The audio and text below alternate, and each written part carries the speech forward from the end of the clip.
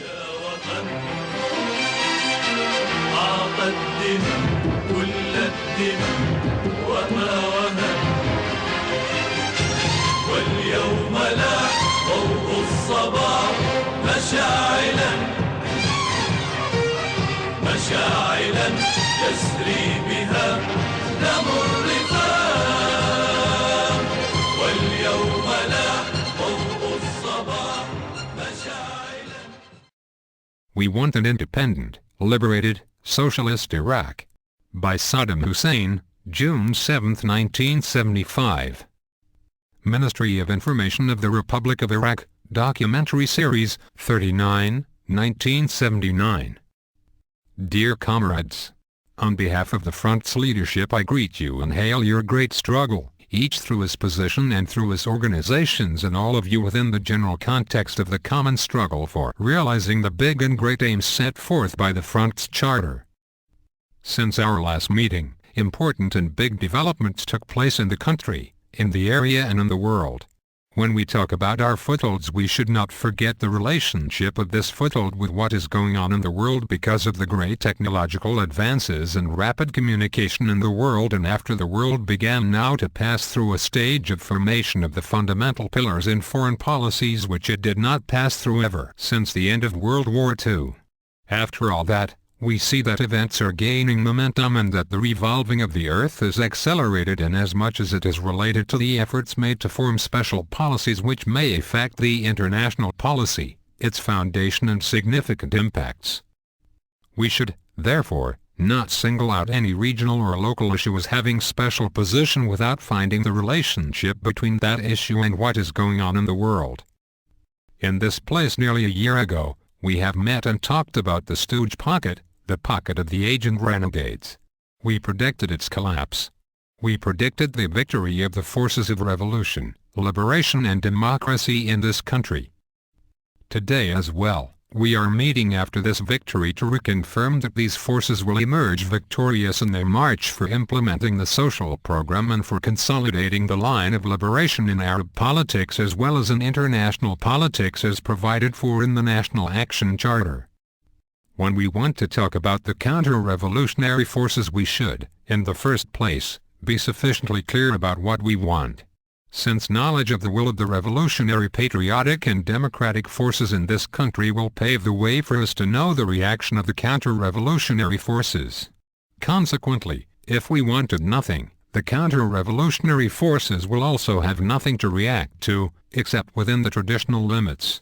When we want to realize aims of strategic revolutionary ambitions, we are required to expect that counter-revolutionary forces correspondingly want counter-aims, quite different in direction, intention and interest. In short, we want an independent, liberated and socialist Iraq. Furthermore, we want Iraq to play a vanguard role in the area, particularly in the Arab homeland. We want Iraq to play a pioneering role in consolidating the anti-imperialist line of policy on the international level. Thus, we want Iraq and want it as a non-aligned country, except for its alignment with the masses against their exploiters, alignment with the forces of right against the forces of falsehood, alignment with the right attitude against the wrong attitude, alignment constantly against imperialism. How does imperialism behave as we expect, and what behavior is required from us in a counter manner? We are all aware of the defeats inflicted upon imperialism in 1974 and in the first half of 1975. Imperialism was kicked out from Portugal and Southeast Asia. The peoples of Southeast Asia scored the decisive victory and inflicted not only a material defeat on imperialism but a major moral one in Southeast Asia and in the world at large. The will of the people of Portugal scored victory in the very strongholds of imperialism and the imperialist alliance, the NATO alliance. It is not new if we say and conclude the defeat of imperialism and the triumph of the people's will. However, it should be estimated in advance where the will of peoples will be victorious and where imperialism will be vanquished. As far as the will of our people is concerned, imperialism was defeated in this country by uprooting its mouth and the pocket in the highlands, which was intending to undermine the entire revolution in Iraq. It is rightly branded therefore as the Stooge counter-revolution pocket.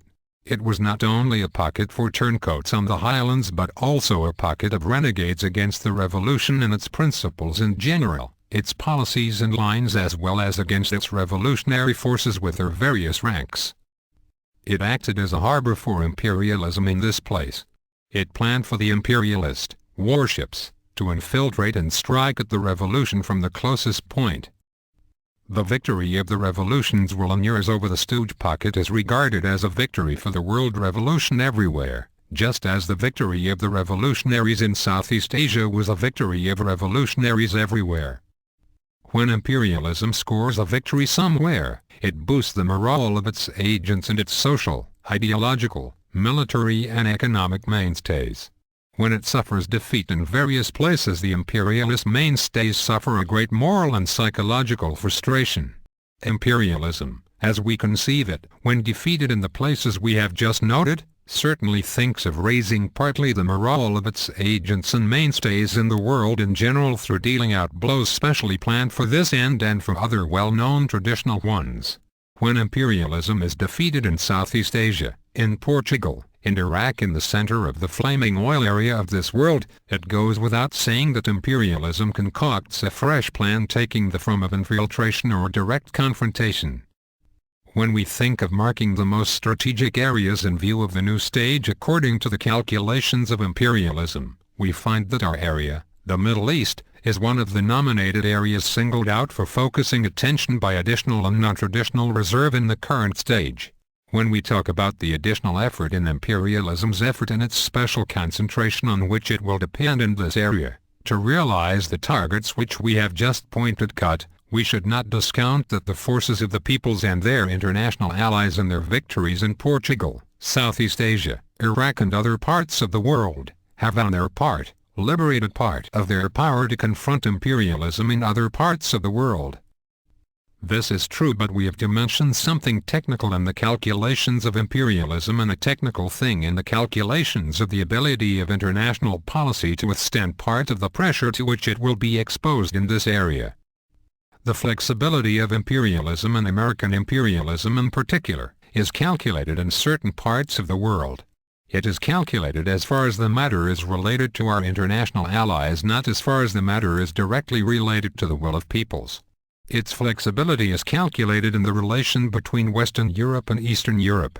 It is also more accurately calculated or similarly calculated in the Middle East. The pressure too is subjected to in Southeast Asia is not the same one it is subjected to in the Middle East. There is a measure of flexibility which it displays when facing the probabilities of world war in Southeast Asia. If the blow dealt to imperialism in Southeast Asia is dealt to it in certain sensitive parts of the body, the blow which will be dealt to it here shall hit it in the spinal cord. Similarly it shall be dealt to its heart in Europe. Here lie the oil reserves of the world. On this place relies the machine of imperialism for its fuel. What are the balances and what is the amount of flexibility to be made by imperialism in the calculations of international policies as far as the counter-effective powers of the world, including our allies, are concerned? This question is linked with many considerations. The central consideration in this regard, however, is the local will of the people.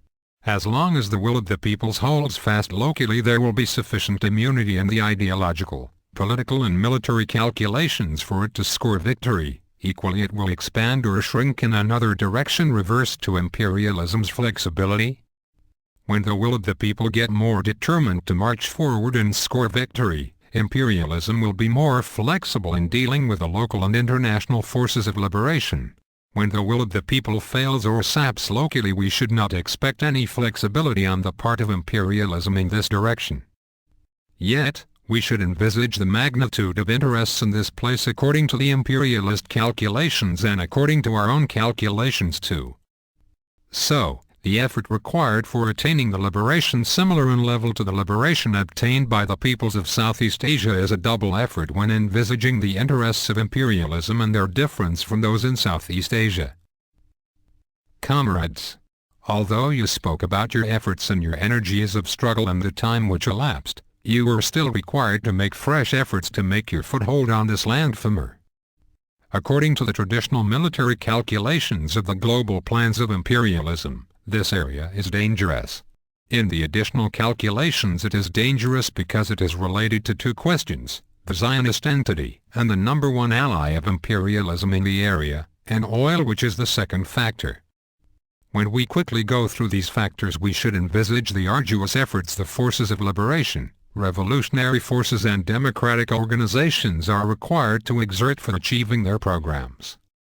This is an oil-rich area. Being so, it imposes certain limitations in accepting the arenas of struggle, the objectives of such struggle and its means.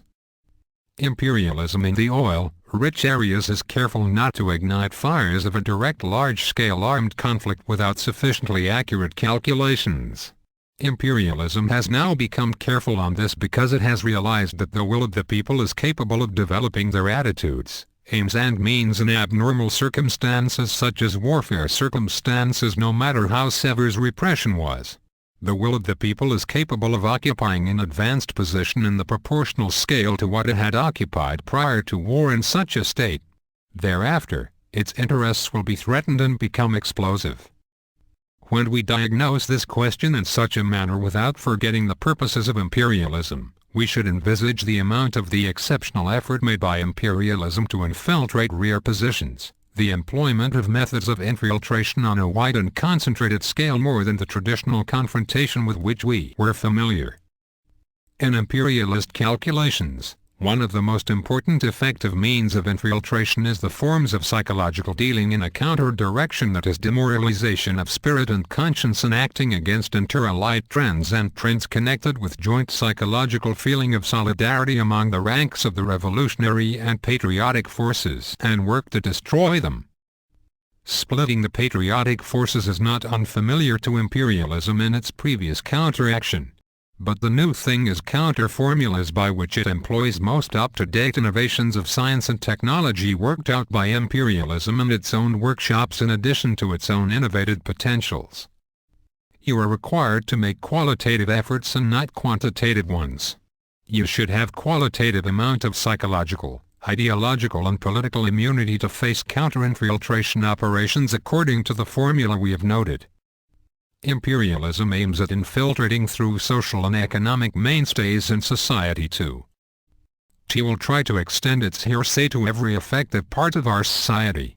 It is well known that we refuse isolationism.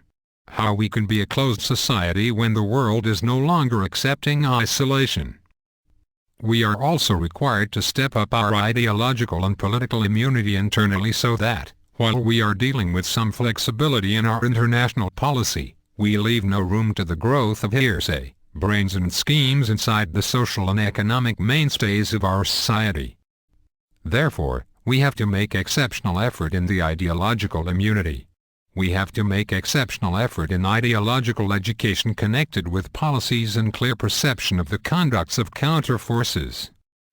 The revolutionary and patriotic forces are required at this stage to make an extraordinary ideological effort to strengthen the ideological, psychological and political immunity of our people and our revolutionary and democratic organizations. When the revolution is acting in a certain measure of flexibility which may provide a minimum accord for confronting Zionism, we should be aware of the amount of ideological immunity required internally so as to rule out the impression that flexible dealing in foreign policy might necessitate an internal openness on the same basis and line. This effort should not be carried out by the leadership of the state or the leadership of the front, or the leadership of a certain party, but all of you should carry it out with all your comrades everywhere. We do not reveal a secret when we say as a front and as an Arab Baath Socialist party, our role is not confined to Iraq alone, but it extends wherever imperialism extends in its influence and its exploitation and oppression of the peoples. While we are sitting here, our sight and responsibilities extend to a long distance. On this basis, our immunity should be perseverant, its potentials should extraordinarily remain flowing and shining to realize its complete objectives. For all these factors and reasons as well as clarifications, you have to have a high ideological immunity. You are required to make an exceptional ideological effort in this direction. You are required not to listen to premised rumors which come out now and then and which unfortunately some of you repeat and convey without realizing their dangerous nature. Following defeats, Rumors related to the atmosphere of defeat emanate, and they have purposes, some of which are local and others beyond local. After victories, rumors related to the atmosphere of victory emanate, and they are connected with special aims, some of which are local and others are not local.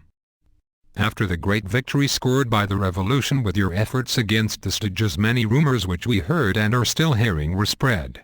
These rumors say that the Arab Baath Socialist Party will have second thoughts about its front enthusiasm and its relationship with the parties of the front, and so on and so forth.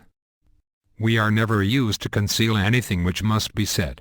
Some comrades suffered the sickness of rumors and began to worry. Why worry? Why do some of you worry about the victory? Have you not sought to realize victory? Why then worry? Did you imagine that in its conflict with its enemies the revolution would fail? In this place, almost a year ago, we told you that the revolution would emerge victorious.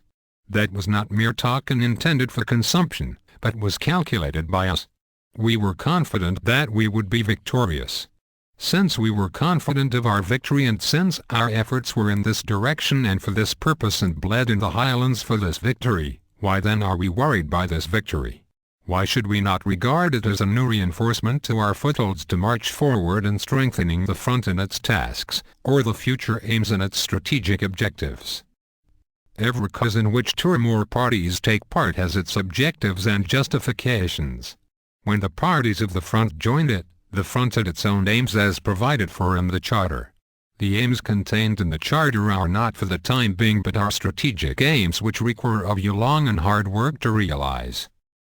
The defeat of the stooges in the highlands is not envisaged to mean that we have realized the complete aims of the Charter. The unjustified worry leads to using illegitimate formulas for emergencies. The unjustified worry leads to using illegitimate precautionary formulas. Any of us using illegitimate precautionary formulas will be seen by others and would react to them in such a way as to make them use counter-precautionary formulas. Thus a chain of precautionary formulas and counter-precautionary, emergency and counter-emergency formulas until we become two opposed parties instead of being in one trench. This is dangerous. It is certainly like playing with fire. We have to say that any party comrade anywhere and at any position, if he plays in such manner, then he is playing with fire, that is, he will burn his hands and the hands of others who are parties to the front. Many times, and this is not intended for consumption, we have been saying that we, namely the revolution, with all its forces, its lines and strategic objectives, is even in need of the infant. It goes without saying that the parties of the Progressive, Patriotic and Nationalist Front are needed by the revolution. The victory which was realized and in which all national forces had a role should be employed as an additional means for consolidating the comradely relations inside the front and as additional potentials to march forward with higher resoluteness in the field of realizing socialism and of our policy of liberation. There is no retreat forward, comrades. Victories should not lead you to think of reverse probabilities.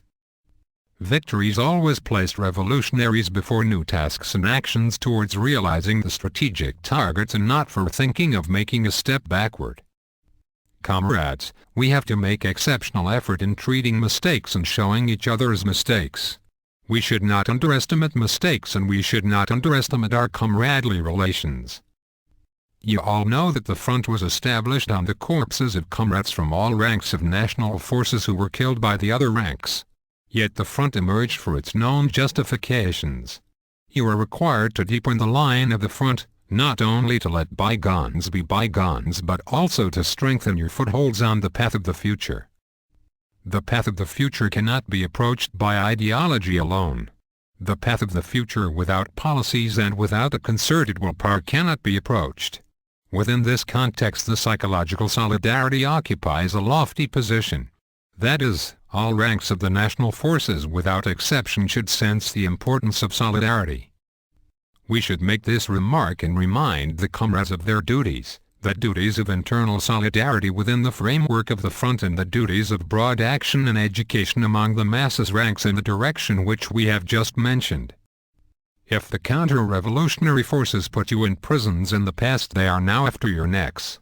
the neck of everyone who embraces progressiveness, liberation and economic emancipation, and makes the defense of the homeland as sharp as a blade, will be threatened by imperialism and its social and economic mainstays after the experience which imperialism underwent and was defeated in all arenas in this country.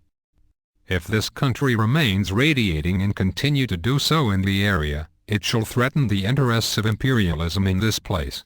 You should not rest and imagine that everybody can by political calculations lead alone towards great aims without needing the others.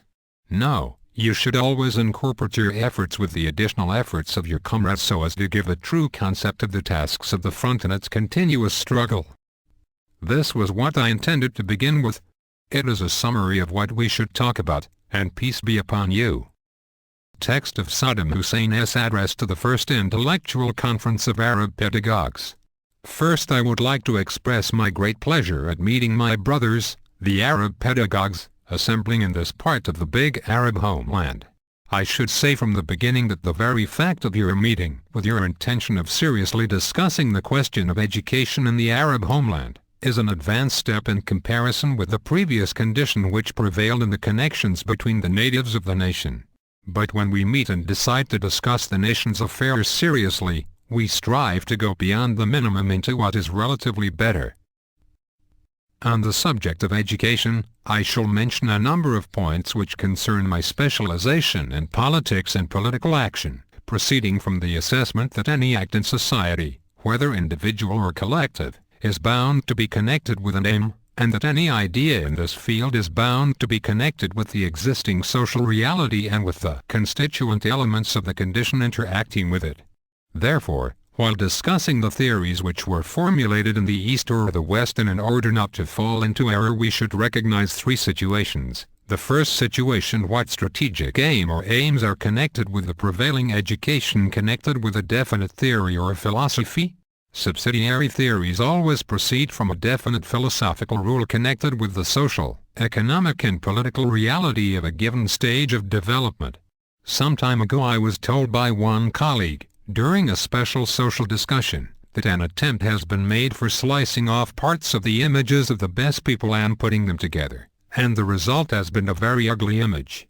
This is a small example which is intended to show that any part, if not connected with the original and a balanced quantity and quality, cannot be of big effective value for the transformation of the social, economic or political reality. The theories which have been worked out on education, and even those concerning the manner of employing the human climate in the interests of development, proceed from some philosophy and linked with definite aims. Philosophy is connected with a definite reality, with the basic social, economic and political constituents of that reality. The theories which have been formulated in the capitalist society are linked with the philosophy associated with that society, and the theories which have been formulated in the Soviet Union are linked with the philosophy and aims associated with its society. Hence, brothers, the regional and national characteristics are bound to enter as a decisive element in determining the philosophy and the strategic aims linked with that philosophy, and consequently in determining the educational method of society, and within the scope of the young generation. If we take the Soviet Union, we shall find that the basis of its philosophy proceeded from Marxism-Leninism and not just from Marxism. When Marx laid down his philosophy together with Engels, this philosophy was in fact linked with the economic, social and political constituents of the European society. But it was not applied in the Soviet Union as Marxism, rather it was supplemented with a particular national framework. The additional nomination was not just a formal one, but was associated with Lenin's skillful innovation, and accordingly it was named Marxism-Leninism. Regional and national characteristics. The added ideas have stressed the patriotic and nationalist characteristics of the Soviet Union. If we move to China, we find within the scope of Marxism-Leninism, added patriotic and nationalist characteristics expressed by the ideas of Mao Zedong. In Korea, there are added patriotic and nationalist characteristics expressed by the ideas of Kim Il-sung. You will find added patriotic and nationalist characteristics expressed in the ideas of the revolutionaries of Vietnam, Cambodia and Laos, and if you examine the Cuban society you will certainly observe the added characteristics clearly which are associated with the patriotic and nationalist Cuban reality. Going back to the capitalist society, we assert that the theories elaborated on education are certainly associated with that society, with the basic economic and social philosophy of those societies, and connected with the patriotic and nationalist characteristics added according to the conditions of each country. If we follow the theories which were elaborated on education in Germany before the war, and those which emerged out after the war, we can conclude that there is essential difference connected with the essence of the regime and the social and economic changes associated with a certain psychological value or mood prevailing in that society at the time. Turn to Japan, and consider the theories which were elaborated on education before and during the war, and those elaborated after Japan's defeat in the war. We shall find essential differences in what was said and written. Another factor which we should take into account on studying any educational theory elaborated in any place throughout the world, is that these theories should be studied for the purpose of the formation of a high standard of general education which would help us not in the form of mere copying, but that of interaction in choosing the educational theory connected with our regional and national characteristics in the Arab homeland and for the nation. Every philosophy, and consequently every subsidiary theory of philosophy pouring in it, in addition to its connection with the social, economic and political reality, as already explained, is also connected with the prevalent psychological mood of the society at the time, and which influences the maker of the theory. The psychological mood is definitely not an abstract one, but is also connected with the factors we have explained. Thus, unless the theory is understood in its psychological, social, economic and political background, it cannot be put to use in an infraction form in order to be of real value for the formulation of a nationalist and patriotic theory for our country. Another aspect connected with the two above factors is that of time. Added time is a number of added developing factors and not an abstract added time. It is added to all the developments taking place in society. Unless we calculate the added time and its connection with the added factors socially, economically, politically and psychologically, the process of copying, even if it has got some benefit at times, such benefit will certainly be lost in the event of failing to realize the development occurring during the added time. Leaving the theories aside and say we might not agree on theories but let us take part of the whole for discussion, your discussion will consequently center on education for development. But we should ask, development under what philosophical foundation? Development for the creation of accumulated capital, or development as a basis for social and economic transformation in a socialist direction? Each case has its own requirements, and no part of it could be transferred and fitted in other cases. The whole course of its development and all the parts connected with it have to be balanced and in harmony with it, with philosophy and with strategic aim or aims. You will say, as somebody has asked a little while ago, if we cannot agree on this, what shall we do? Or if the path of practice in all Arab regimes without exception, is blocked against the application of the ideas in which we agree upon the philosophy and the strategic goals which are connected with the means for the realization of the said philosophy and the strategic goals, shall we give up and proclaim our incapability for continuing the march? No. Possibility and ambition. Regardless of differences, there should be a minimum to be agreed upon, and this minimum is not to be agreed upon among yourselves only, but also with some of you in the prevailing Arab regimes. For purposes of application we should work within the applicable minimum, but for the purposes of enlightenment and education, we should work in keeping with the ambition concerning the ideas which we have discussed earlier. In other words, there are two books, one which is taught in the classroom, and another which is published for public libraries. The book which is taught in the classroom should be endorsed by the regime under which you are working as a teacher. Here, then you are proceeding in keeping with a minimum which is not only opposed to your aims and philosophy, but at the same time it does not answer the entire philosophy and aims which you uphold. At this point, there is a bridge in the link between yourselves and there is another bridge between yourselves and the Arab regimes in general. There is a book which is taught in schools and universities, and there is another book which is published for the masses. It is the latter book which contains all the ideas connected with the philosophy and with infinite aims, and from which basic methods branch out with the aim of reaching the goals in which we believe. Thus we have before us two books, the Book of the Possible and the Book of the Ambition. Dr. Mosery has mentioned an example. I think he said that 12 million Arab primary school pupils entered school in 1970, of which only 1 million graduated from the 6th primary class. This question is not related to the lag in education methods, but to all the economic, social and political constituents of society, including the question of the positions of the means of production in the society and their influences and ownership.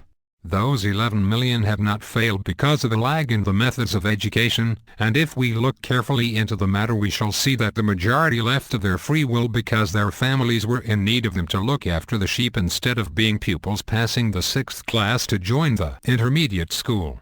They are in need of them to help them in free professions. Such are the facts. When we discuss any numerical situation, and take the figures abstractly without discussing the living links between these figures and reality, we shall lull into a gross error. When Dr. Mosery puts forth the slogan of militarization of education, I put forth the slogan education of the military, because the militarization of education is something auxiliary. What we wish to say is that students should be taught how to use arms. First we should create the philosophy and the strategic goal for them. We should primarily create the belief among young pupils and their parents that Palestine is part of the homeland which should not disappear. Then we achieve the aim of militarization of education without taking matters in an auxiliary manner and exerting special efforts on them, with the result that they will be brought in a cancer-like manner without being associated with the aim, while we would get the illusion that they are growing. The Arab armies present in Iraq, Jordan, Egypt or Syria without an educational theory which can serve as a basis, beginning with the point when the serviceman is still a young pupil to when he becomes a general in the army. All his military plans and the manner of his behavior are certainly influenced by this. In other words, there is a difference between just fighting in defense of the Golan Territory, and fighting in defense of the Golan Territory for the purpose of liberating Palestine. There is a difference between fighting just in defense of Ayan-Bar in Iraq, and fighting for the purpose of the liberation of Jerusalem. Education is different in these two cases of fighting in defense of Ayan-Bar. A capitalist system and a socialist system would both fight in defense of Ayan-Bar, as Iraqis, the patriots and nationalists would fight in defense of Ayan-Bar, and so do the reactionary and the progressive in defense of the territory in which they are living. An autocratic regime and people's regime would both fight in defense of Ayan-Bar. There is no particularity in fighting in defense of a part of Iraq because it is the chair on which we are sitting on. It would be unquestionable to defend this part on which the chair is based. But to fight in defense of the land of Palestine, here is a new and qualitatively additional concept. There is a difference here. Not everybody would fight in defense of Palestine because the defense of Palestine outside the regional limits is associated with a special understanding and based on a definite philosophy. But the defense of the country or part of it is another question. When the Japanese defend the territory of Japan, in spite of the regime being a capitalist one, this is a question concerning the most elementary duties of patriotism. But when the Soviet Union defends Cuba or any member country of the Warsaw Pact, this is something connected with a definite philosophy held by the Soviet Union and governing her commitments outside her territories. These are the remarks which I have wished to express in a brief and hasty manner as a contribution to your conference. Once more, we reaffirm our great pleasure in meeting you and wish you success in the service of our Arab nation.